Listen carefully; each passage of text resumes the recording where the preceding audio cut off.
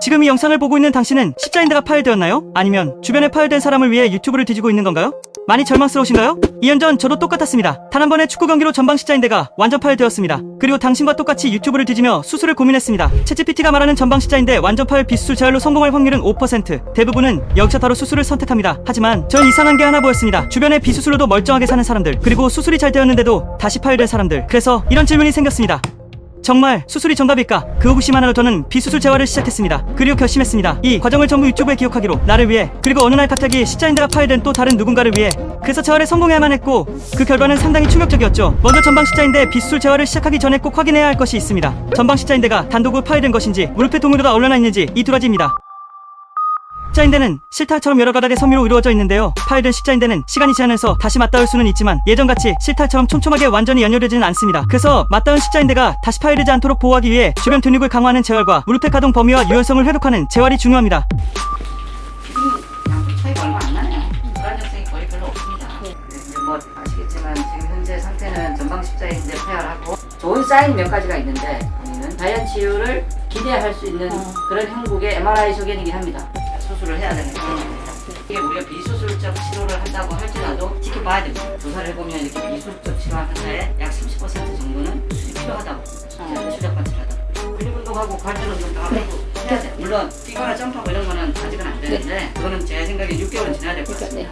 처음부터 비수술 브론치를 생각했던 건 아닙니다. 파열 이후 촬영한 MRI를 들고 여러 병원을 다녀 제 무릎을 맡길 의사를 찾고 있었습니다. 그런 중 한 교수님을 만나게 되었고, 그분은 수술이 아닌 브론치를 권하셨습니다. 당시 제 무릎은 건축과 비교했을 때 동물도 차이가 거의 없었고, 전방 십자인대가 파열된 위치 역시 재생 가능성을 기대해볼 수 있는 부위라고 설명해 주셨습니다. 고난 끝에 저는 수술 대신 재활을 통한 비수술 브론치를 선택하게 되었죠. 십자인대는 지금 괜찮은 건가요? 십자인대는 다시 제자리를 좀 잡았습니다.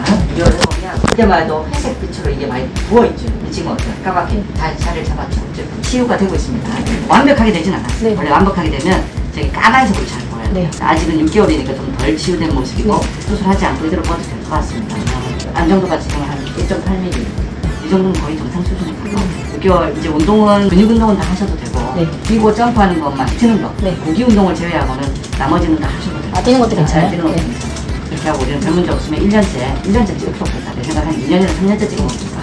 알겠습니다. 다행입니다. 그래도 십자인대가 치유되고 있다는 말에 솔직히 안도는 했지만 지금 제 다리는 일상생활에는 문제가 없을 뿐이지 건축이랑 비교하면 절대 편하다는 느낌은 아니었습니다. 그렇다고 지금 와서 수술을 할 수는 없으니 근력 운동에 엄청난 시간을 쏟기 시작했습니다. 흔들리는 인대를 버텨주면 주변 근육이 버텨줘야 하니까요. 비수술 재활에 이건 선택이 아니라 필수입니다. 여기서 아마 이렇게 생각하시는 분도 있을 겁니다. 이거 너무 무모한 거 아니야? 교수 한 명 말만 믿고 도박하는 거 아니야? 이래봬도 저는 체육교육학 석사까지 마친 전공자입니다. 신체에 대해 기본적인 이해가 없었다면 애초에 이 미친 선택을 하지 않았을 겁니다.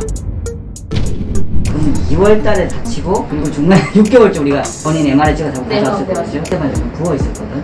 네. 그냥 3.5mm, 4mm 정도. 지금 이제 불안정성이 아예 없진 않고 네. 1단계 미만, 1단계 정도 있어요. 네. 저는 이 정도면 그냥 우리가 수술할 사람들. 이 정도면 괜찮은데 다시 다치거나 그러지만 그럼 무리하거나 피해되는 증상이 있을까요? 뭐 없어요. 없죠. 제가 제가 진행 되고 그러니까 다쳤던 무릎이니까 재수상의 가능성만 저는 가지고 있는데 이제 본인은 그냥 수술하지 않고 잘 나은 분에 그냥 속합니다. 만 우리 MRI를 6개월째 찍어서 그때 인대가 완전히 붙은 걸 우리가 확인을 못했어요. 지금쯤 찍으면 차이가 좀 있을 텐데 좀 일러요. 굳이 지금 찍어가지고 볼 이유는 없었고 내 생각에 내년쯤, 1년쯤 지나서 내년 이맘때쯤 MRI를 추적 해보면 인대가 이제 잘 연결된 걸 확인하고 아 이제는 오케이다 이렇게 말할 수 있을 거예요. 그럼 지금 동요도가 나중에 더 좋아질 수 있는 거 아니면은 이제 이 상태로 좋아질 수는 없어요. 아, 네. 늘어날 수도 없고 네. 줄어들 수도 없고 그냥 1단계 동요도에서 본인은 가지고 사는 거죠. 문제가 생겼습니다. 동요도가 더 벌어졌습니다. 교수는 괜찮다고 말씀하지만 이미 벌어진 동요도는 돌아오지 않기 때문에 위험한 신호였습니다. 저리라고 무리하게 밀어붙이면 안 됐었습니다.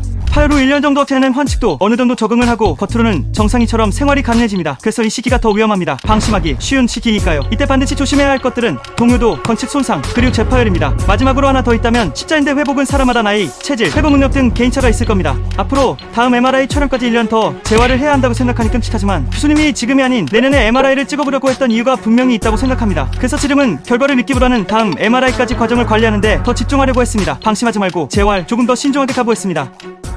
치료가 잘 된 건가요? 잘 됐어요. 여기 보이는 요게 전방 십자인대입니다. 네. 새까만 거. 네. 이때는 어땠나요? 이렇게 색깔이 새까맣지 않고 회색빛으로 보이죠. 까만색이어야 되는데 이때 이렇게 회색빛으로 보였다는 얘기는 네. 여기에 손상을 받아서 혈종이나 물기가 스며들었다는 얘기예요. 아, 네. 시간이 지나서 봤더니 어때요? 다시 까맣게 그쪽 치료가 잘 됐다. 다만 이제 단지 하나의 이제 그 우려거리는 네.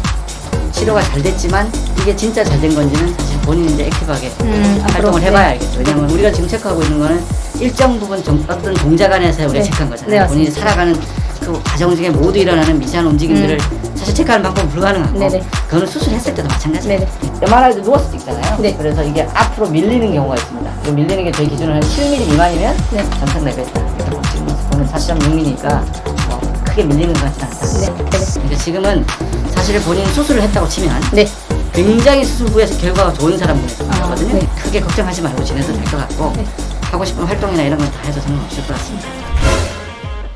사실 이렇게까지 좋은 결과가 나올 줄은 저도 몰랐습니다. 수술을 하지 않았는데 수술한 것과 비교해도 결과가 좋다니요. 저를 직접 해보면 알게 됩니다. 파열 이후에 따라붙는 그 끝없는 불확실함은 재활이 하나씩 걷어내주고 머릿속을 떠나지 않던 그 불안감은 시간이 조용히 해결해줍니다. 그런데도 이거 정말 완치 맞나? 처음 비수술을 권장했던 교수라 좋게 말해주는 건 아닐까? 라고 생각하실 수도 있어서 처음 파열 후 저에게 무조건 수술해야만 한다고 했었던 의사에게 찾아가 MRI 소견을 받아봤습니다.